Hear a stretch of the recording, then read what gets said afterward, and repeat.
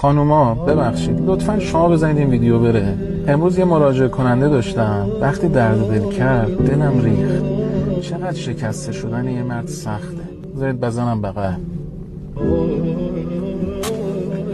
چقدر مرد بودن تو این دور زمانه سخت شده. از صبح تا شب بدوی، آخرش هم اون چیزی که میخوای مهیا نشه، اون خونه زندگی که میخوای نتونی بسازی. هی مقایست بکنن، این کارو کرد اون کارو کرد. هم که جدیدن مد شده، نمیدونم اگه اینو نداری کنسلی، اگه اونو نداری کنسلی. یه حرف غلطی هم مد شده که مردا که احساس ندارن. کی گفته؟ عمیق‌ترین احساسات ما مردها داریم. عشقی که ما مردها تجربه میکنیم کسی تجربه نمیکنه. باز قدیما مردای احترامی، اقتدار ظاهری داشتن، آقای خونه بودن. الان یه ذره فضا تغییر کرده. میدونم داری میبری، خسته شدی، ولی دمت گرم که هنوز پای زندگیت وایسادی. 2 تا راهکار بهت بدم حداقل یه ذره حال دلت بهتر شه.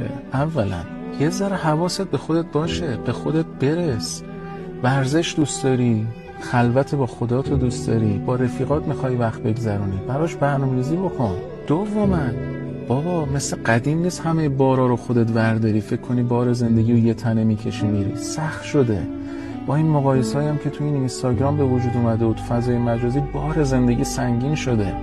چرا میخوای تنها همه این بار رو ورداری؟ چرا نمیری با خانومت گفتگو کنی؟ قبول دارم ما مردا حرف زدن زیاد بلد نیستیم، ولی لازمه که حرف بزنیم. بعضی وقتا لازمه از حلقه های حمایتی دیگه هم کمک بگیری. اگر دیگه داری له میشی، به خانوادت هم بگو، به رفیقت هم بگو، با یه مشاور صحبت بکن.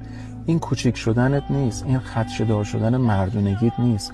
همه خانومی یواشکی تا این آخر اومده. یه چیزم به شما بگم خانوما، بیاید یه ذره قدر مردمون رو تو این اوضاع بدونیم. به خدا مردی زندگی بودن این روزا خیلی سخته. به خدا زندگی واقعی صفحات اینستاگرام نیست. واقعی زندگی کنیم، قدر داشته هامون رو بدونیم، حال دلمون خوب باشه، زندگی میگذره.